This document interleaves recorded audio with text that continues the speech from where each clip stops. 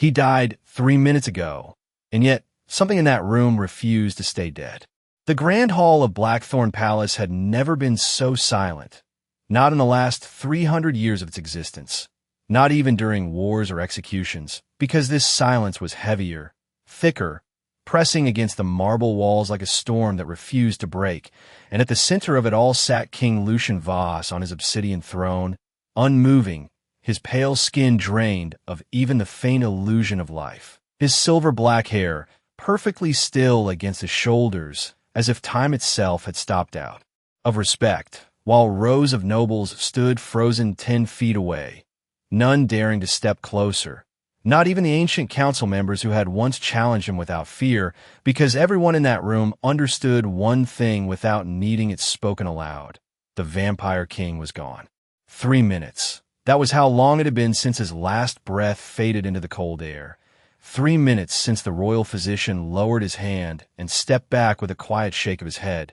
3 minutes since the council began whispering about succession and power and what would come next now that the most feared ruler in their history had fallen to something no blade, no enemy, no army could ever accomplish. An ancient curse that had been slowly unraveling him from the inside out, and yet no one moved to remove his body from the throne, as if even in death he still commanded the room.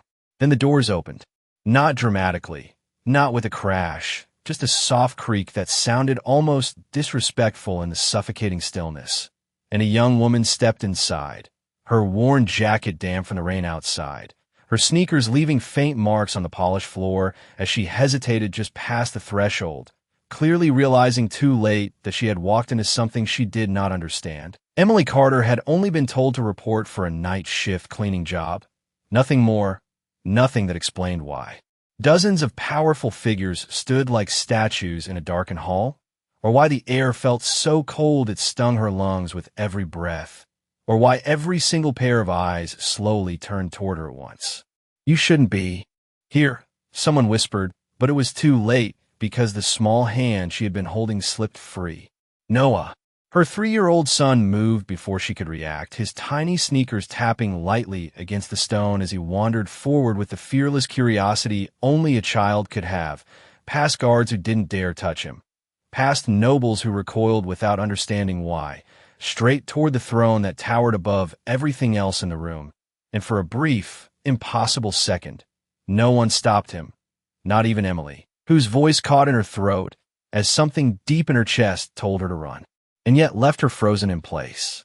"Noah, wait," she managed, but the word barely left her lips before he reached the steps, small hands gripping the edge as he pulled himself up, one step, then another, until he stood just inches away from the lifeless king, tilting his head as if studying something only he could see, and then, without hesitation, he climbed into Lucian's lap and wrapped his arms around the king's neck like he had done it 1,000 times before. The room broke. Gasps, sharp and sudden, echoed against the high ceilings as several nobles stepped back, one of the council members raising a hand, as if to intervene before stopping mid-motion. Because in that exact moment, something changed, something so small it would have been missed if not for the silence that magnified it. The faintest movement, a single twitch of a finger resting against the arm of the throne, barely noticeable, almost imagined, except it wasn't, and the temperature in the room seemed to drop even further as every eye locked onto the king's hand, waiting, watching, not daring to breathe as the impossible began to unfold. No one spoke, not even the oldest among them, because what they were witnessing did not belong to logic, it did not belong to science, it did not belong to any law that had governed their world for centuries, and yet it was happening right in front of them as the child rested his head against the king's shoulder like it was the most natural thing in the world. His small fingers gripping the dark fabric of Lucian's coat, while the king's body, which had been completely still just moments ago, gave the faintest, almost imperceptible rise and fall, one breath, then another, shallow but undeniable, and the sound of it cut through the silence like thunder. Emily could not move, her heart hammering so hard it made her chest ache, every instinct screaming at her to run forward and pull her son away. But something deeper held her in place, something she could not explain, as if stepping in now would break whatever fragile thread had just been pulled tight between life and something beyond it. And all around her the nobles began to murmur in low, disbelieving voices, their composure cracking for the first time. "That is impossible," one of them whispered, his voice trembling despite his age. He was gone. Another shook her head slowly, her eyes never leaving the throne. No human child could do this. The council members stood rigid, their expressions darkening not with relief, but with calculation, because power did not disappear quietly. It shifted, it waited, and now something unexpected had entered the equation, something they did not control. On the throne, Lucian's fingers twitched again, this time stronger, curling slightly as if remembering how to move, and then his head tilted, just a fraction, enough to disturb the perfect stillness that had defined him even in death, and a faint sound escaped his lips, not quite a breath, not quite a word, something older, something heavier, and the temperature in the room seemed to drop even further as the air itself reacted to his return. Noah did not pull away, did not show fear. He only tightened his small arms around the king's neck, pressing closer with quiet determination, as if he understood something none of the others could. And then Lucian's eyes opened. Slowly, deliberately. A deep, glowing crimson burned to life beneath half-lowered lids. Not wild, not uncontrolled, but focused, sharp, ancient. And the moment that gaze settled, it did not sweep the room. It did not search for enemies or allies. It did not acknowledge the dozens of powerful figures standing frozen in shock. It fixed only on the child in his arms. A single word followed, low and rough, as if dragged from a place untouched for centuries. "You." The sound sent a ripple through the hall, a reaction no one could suppress, because it was not just a voice, it was authority returning, presence reasserting itself. And with it came something else, something far more dangerous than death: awareness. Emily finally found her voice, a broken whisper barely escaping her lips. "Noah, come back." But Noah did not move. Lucian's hand lifted then, slow but certain, resting against the child's back with a steadiness that should not have been possible, and every guard in the room tensed, waiting for an order that did not come. Because instead of pushing the child away, instead of reacting with the cold indifference they all expected, the king simply held him there, as if letting go was not an option. The council exchanged glances, silent but urgent, and one of them stepped forward at last, his voice controlled but edged with something sharper. "Your Majesty, that child should be removed." The words hung in the air, heavy and dangerous, and for a brief second, nothing happened until Lucian's gaze shifted, just slightly, enough to acknowledge the speaker, and the faintest hint of something cold, something absolute, returned to his expression. "No," he said, and the single word carried more weight than any command spoken before it, because in that moment, every person in the room understood that whatever had just brought him back, whatever force had rewritten the finality of death itself, it was now sitting in his arms, and he had no intention of letting it go. The words settled over the hall like a command carved into stone, and no one dared challenge it.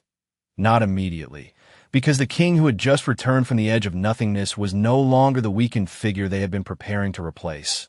Something in him had shifted, something older than fear and far stronger than doubt, and yet beneath that rising presence there was something else, something quieter, something that had not been there before, because Lucian did not release the child, did not even loosen his hold as his gaze returned to the small face pressed against his shoulder, studying him with an intensity that made even the ancient council uneasy. Noah lifted his head slightly, his wide eyes meeting the king's without hesitation, without understanding the weight of what stood before him. And then, in a soft voice that barely carried beyond the throne, he spoke. "You were cold." The simplicity of it broke something in the air, because no one in that room had ever dared to describe the vampire king in such a way, not with words that stripped away power and left only something human underneath. And yet Lucian did not react with anger, did not pull away. Instead, his hand remained steady against the child's back, as if anchoring himself to that warmth. A faint breath left him, deeper this time, more certain, and for a moment his eyes flickered, not with hunger or dominance, but with something dangerously close to confusion, as if he was seeing the world again for the first time in centuries and did not entirely trust what he found. "You should not be here," one of the council members said again, more firmly now, stepping forward with controlled urgency, his voice measured but edged with concern. "Whatever this is, it is not natural." His words found agreement among the others. Quiet nods, tense expressions, because what had happened defied everything they believed, and anything that could undo death itself was not something they could allow to exist without control.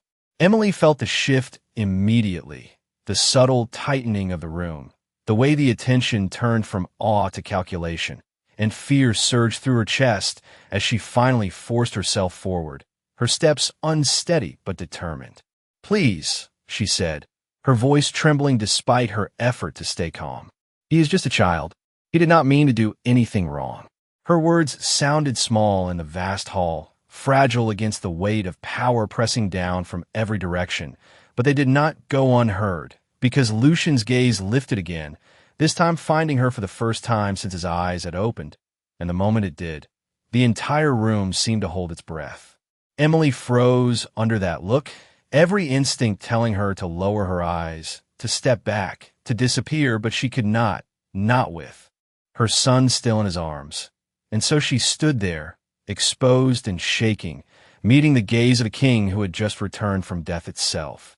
For a long second, nothing happened, and then Lucian spoke again, his voice steadier now, though still carrying the weight of something not fully restored. "He called me back." The statement was quiet, almost thoughtful, but it struck the room harder than any command, because it was not a guess, not a theory, it was certainty, and the council reacted instantly, their composure cracking further as murmurs spread through their ranks. "That is not possible," one of them insisted, though the conviction in his voice had weakened. "There must be another explanation." But Lucian did not look at them, did not acknowledge their doubts. His attention remained on Emily, on the woman who stood trembling at the base of his throne, and something unreadable passed through his expression, something that felt less like judgment and more like recognition of a piece in a game that had just changed without his consent. "Come closer," he said at last, and the words were not loud, but they carried absolute authority, leaving no room for refusal. Emily hesitated, just for a second, her heart racing as every warning in her mind screamed at her to run. But Noah shifted slightly in the king's arms, turning his head to look back at her with quiet trust, and that was enough to push her forward one step, then another, until she stood only a few feet away from the throne, close enough to feel the unnatural cold still lingering in the air around him, though it was fading, slowly, almost as if the presence of her child was pushing it, back inch by inch. Lucian watched her carefully, his gaze sharp, searching, as if trying to see beyond what stood in front of him, and then his hand moved again, not away from the child, but slightly, just enough to reveal the faintest hint of something forming beneath the skin of his wrist, a subtle glow, almost invisible, pulsing once in time with his returning heartbeat, and though no one else seemed to notice, Emily did, and the moment she did, a quiet certainty settled into her chest that whatever had just begun. In that room, it was far from over. Emily stopped just short of the final step, her breath catching as the distance between her and the throne vanished, close enough now to see every detail that had once belonged to legends whispered in fear. The sharp lines of Lucian's face, the unnatural stillness that still clung to him despite the faint rhythm returning beneath his skin, and most of all, the way his eyes did not leave her, as if she were no longer just a servant who had walked into the wrong place at the wrong time, but something far more important, something he could not yet define. Noah shifted again, his small hand pressing against Lucian's collar as he leaned back slightly, studying the king's face with quiet curiosity, completely unaware of the tension coiling tighter with every passing second. And then, as if guided by instinct alone, he reached up and touched the king's cheek. The reaction was immediate, not explosive, not violent, but profound, a subtle change that rippled through the air like a silent wave, because where the child's hand rested, the faint cold that had lingered seemed to retreat, just a fraction, just enough to be felt by those closest to the throne, and Lucian's eyes flickered again, not with confusion this time, but with something sharper, something more aware. The council saw it too. They could not ignore it any longer. "Your Majesty," the same council member spoke again, more urgently now, stepping forward despite the invisible line that had held everyone back until this moment. "This connection is unnatural. The child must be separated immediately for examination." The word hung there, heavy, clinical, reducing Noah to something that could be studied, controlled, and possibly taken away, and Emily's entire body tensed as fear surged through her, stronger than before, sharper, cutting through the shock that had kept her frozen until now. "No," she said, the word leaving her lips before she could stop it, quiet but firm, and the entire room reacted to it, not because of the volume, but because of who had spoken it. A human, a servant, challenging the will of the council. Emily's hands trembled at her sides, but she did not step back. "He is not a thing," she continued, her voice shaking but refusing to break. "He is my son." The silence that followed was different from before, no longer filled with disbelief, but with tension, with the slow, shifting awareness that the situation had moved beyond their control. Lucian watched her through it all, his expression unreadable, his presence growing stronger with each passing second as the faint glow beneath his skin pulsed again, slightly brighter this time, responding, not to the council, not to the room, but to the small child still resting against him. Then, slowly, deliberately, he moved, not away from Noah, but toward him, his hand lifting to cover the child's smaller one where it rested against his face, holding it there, anchoring it, and the effect was immediate, his next breath deeper, steadier, the air around him shifting in response, as if something long dormant was beginning to awaken. A murmur spread through the nobles, fear now unmistakable in their voices, because this was no longer a miracle. It was a change in power, a shift that none of them had predicted. Lucian's gaze lifted once more, not to the council, but to Emily, and this time there was no hesitation, no uncertainty, only decision.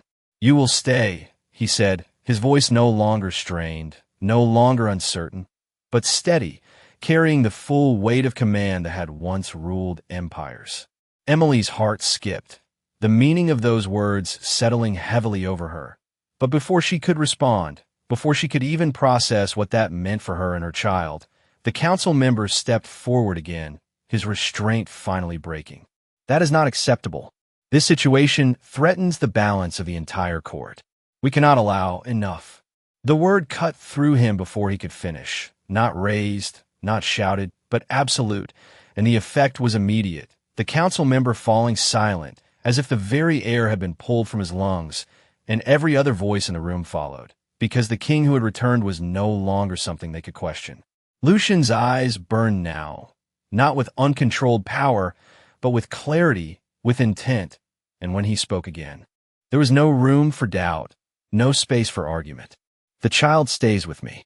The declaration settled like a final verdict, reshaping the room, the hierarchy, the future, and in that moment, as Noah leaned closer once more, resting comfortably against him, the faint glow beneath Lucian's skin pulsed again, stronger than before, and though no one dared to say it aloud, the truth was already there, undeniable and terrifying. Whatever had brought him back was not temporary. It was growing, and it was tied to the child in his arms. The declaration did not echo. It settled, heavy and final, pressing against every corner of the hall until even the air felt different, because this was no longer a moment of shock, no longer a fragile miracle that could be undone. It was a decision, and decisions made by a king like Lucian Voss did not bend, did not shift, did not ask for approval. They became reality. The council understood that, and yet fear had already taken root too deeply for silence to hold it back for long.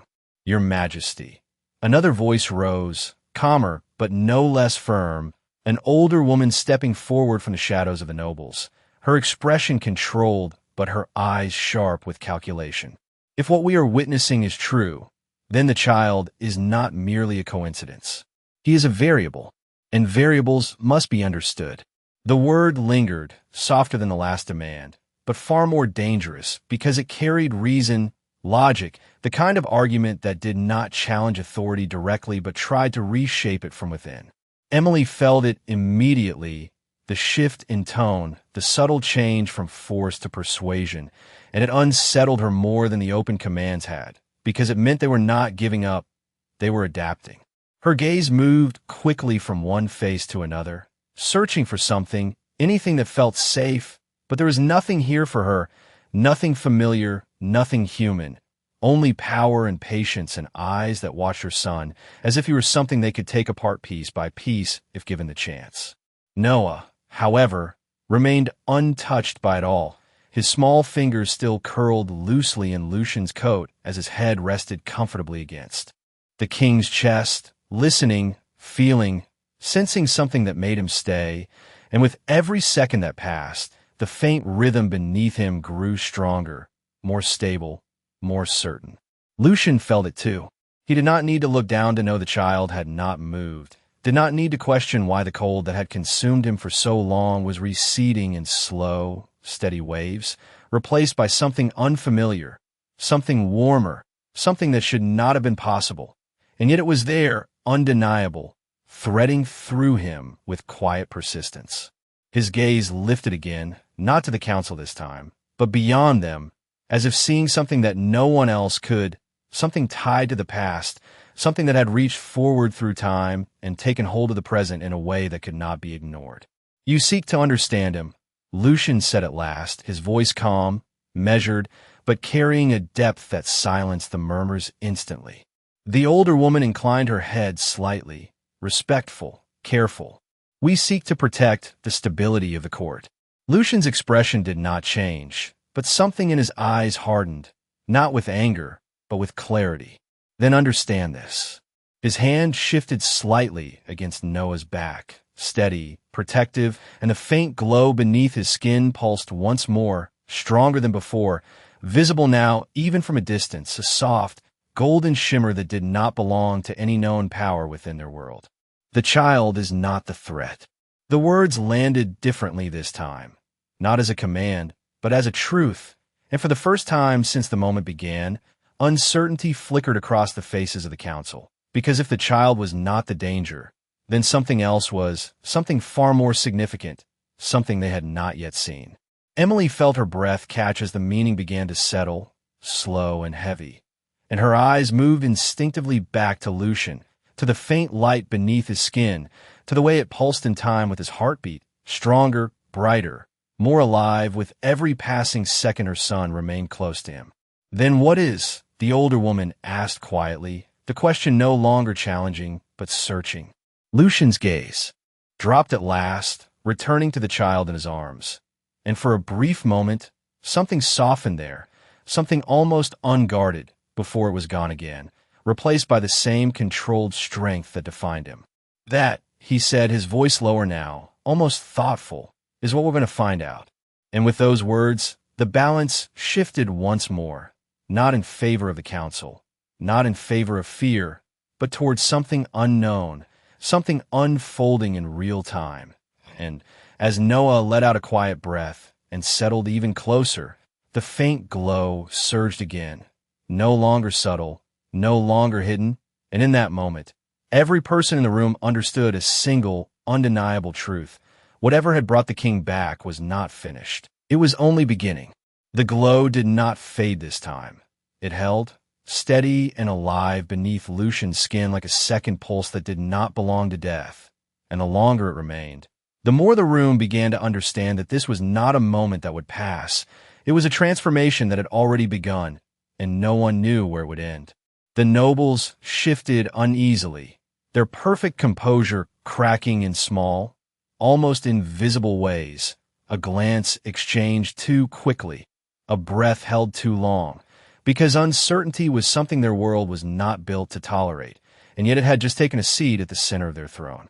Emily felt it pressing in from all sides, the weight of attention, the quiet calculations forming behind every gaze, and for the first time since she had stepped into the hall, something inside her changed.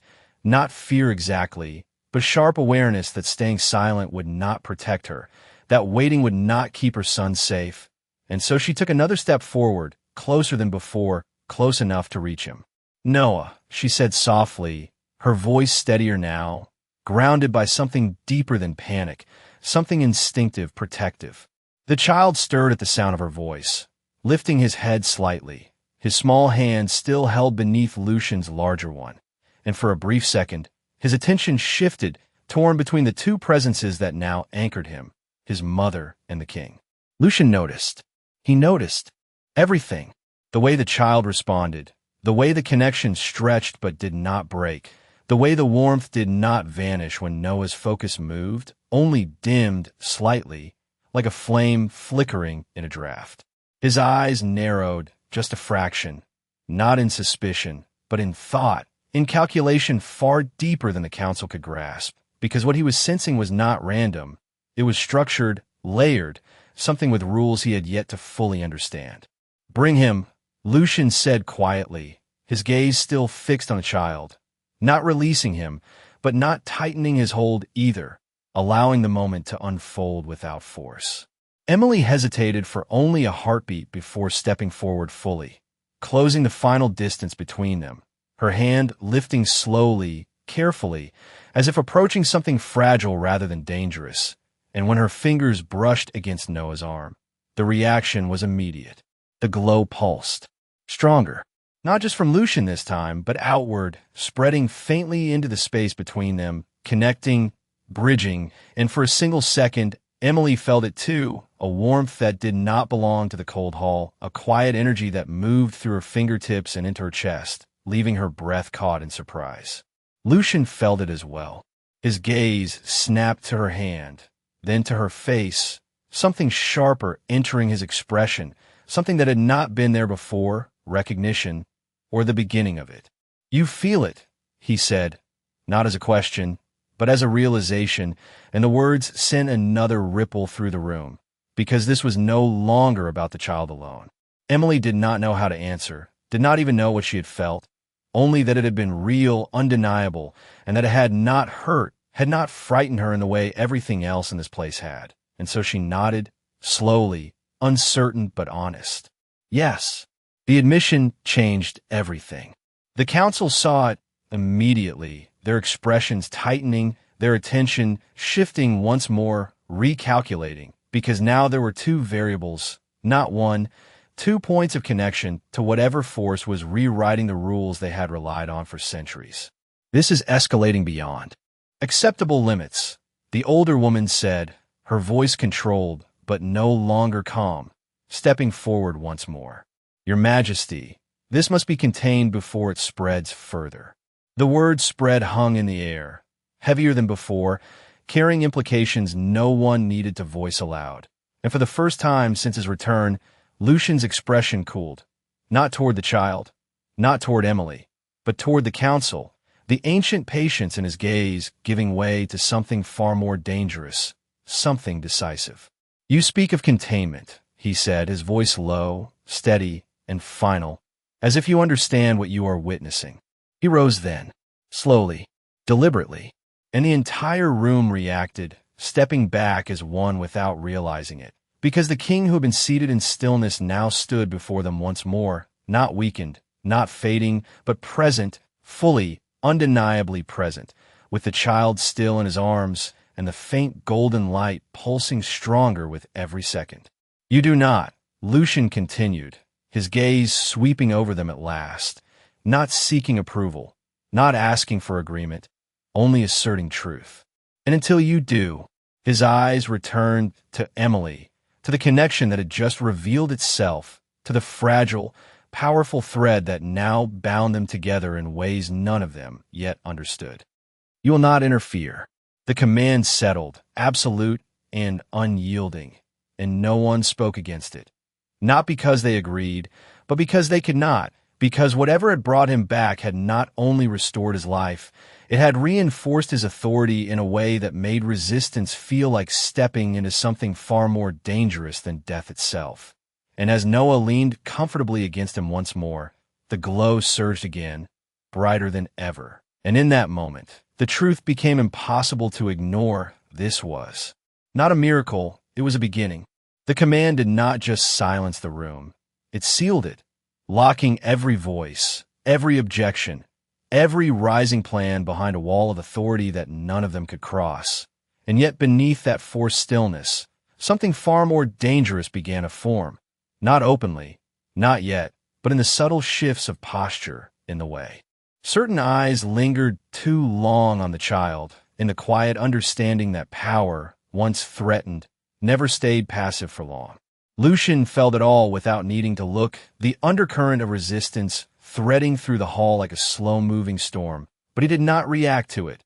Not immediately, because his focus had narrowed, sharpened, centered on something far more urgent, something he could not ignore, the connection itself.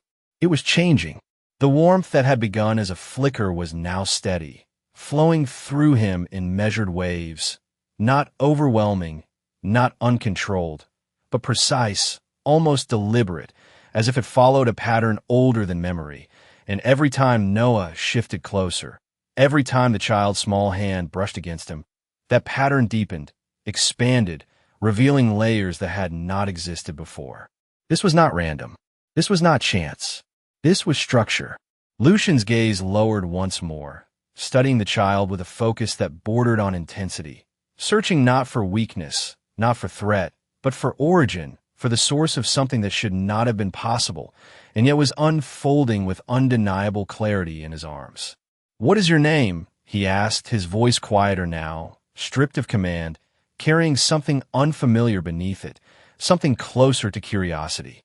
Noah blinked up at him, unbothered, his small expression thoughtful, as if considering the question seriously before answering. "Noah," he said simply, his voice soft but clear, and the sound of it seemed to settle into the space between them, anchoring the moment in a way that felt strangely permanent.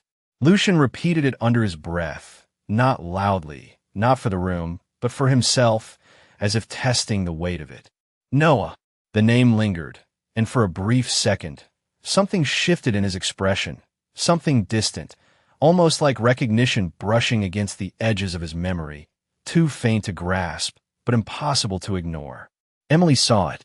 She saw the way his gaze changed, the way the tension in his posture eased just slightly, not in weakness, but in adjustment, as if something inside him was aligning with the presence of her child, and it made her chest tighten with a mix of relief and fear she could not separate.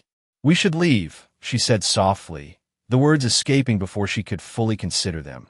Driven by instinct more than logic, by the growing realization that staying here, in this place, surrounded by eyes that watched too closely, was not safe, not for Noah, not for her. The reaction was immediate. Not from Lucian, but from the room. Several nobles shifted forward at once, as if the idea of them leaving had triggered something urgent, something unacceptable, and the older woman's voice cut through the tension once more. "That is not possible." Emily's breath caught, her body tensing instinctively. But before the situation could escalate further, Lucian moved again, not abruptly, not aggressively, but with a quiet finality that drew all attention back to him. He adjusted his hold on Noah slightly, steady and secure, then looked directly at Emily, his gaze no longer distant, no longer searching, but clear, focused, deliberate. "You are not leaving," he said, and though the words could have been a threat, they were not spoken like one. There was no edge of harm, no intention of force, only certainty, as if the outcome had already been decided long before either of them had stepped into this room.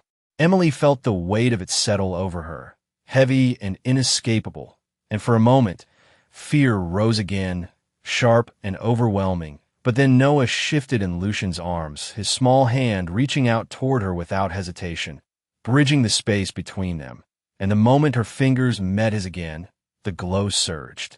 Stronger than before, brighter, spreading outward in a soft, golden pulse that neither of them could ignore. And for the first time, it did not feel like something happening to them. It felt like something moving through them, connecting, binding, and the realization hit all three of them at once in different ways. This was not temporary. This was not fragile. This was a bond, something forming in real time, something that would not simply disappear when the moment ended. Lucian saw it clearly now. Not just the child, not just the woman, but both of them. And whatever this was, whatever force had, reached across the edge of death and pulled them back, it had not chosen one. It had chosen them together. The glow did not recede after that moment. It expanded, slowly but with unmistakable intent, threading through the space between Lucian, Emily, and Noah like something alive, something aware, and for the first time since his return, Lucian did not try to control it. He let it move, let it settle, let it reveal what it was meant to show, because forcing it now felt like breaking something fragile and powerful at the same time. The hall responded in silence, but not in peace, the kind of silence that came when something irreversible had already happened and no one knew how to undo it, and the council felt it more than anyone, their authority slipping not in obvious ways, but in subtle fractures that could no longer be hidden behind tradition or rank. The older woman stepped back this time, not forward, her gaze sharp but calculating, already shifting strategy, already searching for a way to understand what could not be stopped. "If they are connected," she said quietly, not as a command but as a realization forming aloud, "then separating them may destabilize the king further." The words changed the tone instantly. Not resistance anymore, but adaptation, and Lucian noticed, of course he noticed, but he did not respond, not directly, because his attention had shifted inward, deeper, following the rhythm of something that had not existed before tonight. His heartbeat was no longer empty. It carried weight now, presence, something that echoed faintly with each pulse. And when he looked at Noah again, he understood, not fully, not completely, but enough to recognize that the child was not just sustaining him, he was awakening something that had been dormant for far longer than even Lucian could remember. "Mama," Noah said softly, reaching again for Emily, his small voice grounding the moment, pulling it back from the edge of something too vast to comprehend, and Emily stepped closer without hesitation this time, her fear no longer paralyzing, replaced by a quiet determination that came from knowing her place in this unfolding. Not as a pawn, not as a bystander, but as part of whatever this was. Her hand met Noah's again, and the connection flared, not violently, not overwhelmingly, but with clarity, a gentle surge of warmth that spread outward and lingered. And this time Lucian did not just feel it, he saw it, faint threads of light connecting them, subtle, almost invisible, but real, undeniable, and more structured than anything he had ever encountered. It was not magic as his world understood it. It was older, deeper, bound by something that did not answer to power or bloodline alone. His gaze lifted slowly, sweeping the room once more, and now the difference was undeniable. He was no longer the king who had been fading, no longer the ruler weakened by an unseen curse. He stood restored, not completely, not fully understood, but undeniably changed, and the court felt it in the way they shifted back, in the way no one dared step forward again. "Prepare the east wing," Lucian said at last, his voice calm, measured, leaving no room for hesitation. "They will stay there." The command moved through the guards instantly, not questioned, not delayed, and for the first time since the doors had opened, the room began to move, slowly, cautiously, as if adjusting to a new reality that had already taken hold. Emily's breath caught at the words, her mind racing, the weight of what they meant settling in all at once. She was not leaving, not tonight, not tomorrow, not until whatever this was had run its course. And yet when she looked at Noah, still calm, still safe, still held without harm, something inside her steadied. Lucian turned slightly, shifting his stance toward the exit. The movement smooth, controlled, his strength no longer in question, and yet he did not walk immediately, not before his gaze returned to Emily one last time, holding hers with a depth that carried something unspoken but undeniable. "This changes everything," he said quietly, not as a warning, not as a threat, but as a truth that neither of them could deny. And as he took the first step forward, Noah resting easily in his arms, the golden light pulsed once more, brighter than before, illuminating the space around them just enough for everyone to see it. Clearly now, and in that moment, the entire court understood. Whatever had begun here would not remain contained within these walls. It would spread, it would reshape, and it would demand answers that none of them were ready to face. The corridor beyond the grand hall stretched long and silent, lined with towering pillars and flickering lights that cast shifting shadows across polished stone. But tonight, it felt different, not just quieter, but aware, as if the palace itself was watching what had just begun, adjusting to a change it had not felt in centuries. And at the center of it all walked Lucian, steady, controlled, every step measured, yet no longer burdened by the invisible weight that had once dragged him toward nothingness. Noah rested easily in his arms, small and calm, his breathing soft against the steady rise and fall of the king's chest, as if he belonged there, as if this was not an accident, not a mistake, but something that had been waiting to happen long before any of them understood it. Emily followed close behind, her steps quieter now, no longer hesitant, but not fully certain either, caught between fear and something deeper, something she could not name. Because every instinct still told her this place was dangerous. Yet every glance at her son told her he was safe, safer than he had any right to be in the arms of a king whose very presence made others step aside without question. The guards moved ahead in silence, opening doors without being told, their movements precise but restrained, because even they felt it, the shift, the difference, the way the air itself seemed to bend slightly around the three of them as the faint golden light continued to pulse, no longer hidden, no longer subtle, but present, undeniable, casting a soft glow that followed them through the dim corridor. Lucian did not look back, did not acknowledge the court he had left behind, but he felt them, their attention lingering, their thoughts already turning, already planning, because power never stood still, and what had happened tonight would ripple far beyond these walls. But that was not his concern now. Not yet.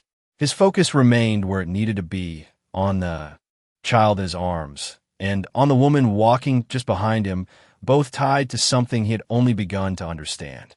They reached the east wing at last, a quieter part of the palace, removed from the center of power, yet no less guarded, and the doors opened with a soft, echoing sound, revealing a chamber prepared in haste but with unmistakable care, warm lighting replacing the cold tones of the hall, soft furnishings arranged as if to create comfort where none had existed before. Lucian stepped inside first, his presence filling the room without effort, and only then did he pause, just for a moment, as if measuring something unseen, something still unfolding beneath the surface of everything that had changed.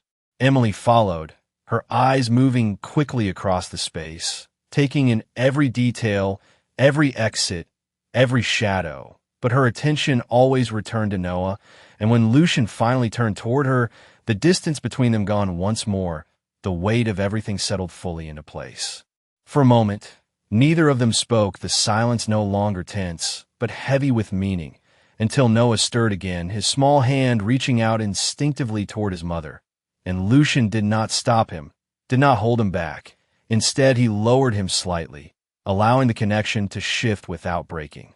The moment Emily's arms wrapped around her son, the glow changed again, not weaker, not fading, but spreading differently, no longer centered in one place, but shared, balanced, and Lucian felt it instantly, a steadying force rather than a pulling one, something that did not demand, but existed, constant and unyielding. His gaze lifted to meet Emily's, and this time there was no distance in it, no unreadable wall, only clarity, sharp and certain. This bond, he said quietly, the words carrying a weight that could not be dismissed, it did not begin tonight. Emily's breath caught, her hold on Noah tightening slightly as she searched his face, looking for answers she knew she did not have, and yet something in his voice made it impossible to deny.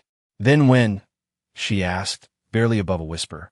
Lucian's eyes flickered, just once, something ancient passing through them, something tied to a past that had not stayed buried as it should have. "That," he said, his voice lower now, steady but carrying a depth that hinted at something far beyond the moment they stood in, "is what we are about to uncover." The room fell quiet again, but this time it was not the silence of uncertainty. It was the silence before something greater, something inevitable. And as the golden light pulsed once more, steady and alive between them, one truth settled in a place with undeniable clarity. Whatever had brought them together was not chance, and whatever came next would change more than just the fate of a king. It would reshape everything they thought they understood about power, destiny, and the fragile line between them.